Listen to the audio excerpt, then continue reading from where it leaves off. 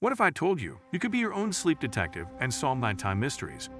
In the next few seconds, you'll learn why these bumps in the night aren't just in your imagination. The witching hour, 3 a.m., is when your brain is most active during sleep, often leading to vivid dreams. But unexplained knocks, they might be your house settling. Temperature changes cause wood to expand and contract. Your mind plays tricks in the dark, amplifying small noises. Still, not convinced? Sometimes it's just the wind or an animal outside. Always check the rational first. But if these sounds persist, maybe it's time to investigate further. Like what you see, subscribe for more nocturnal insights.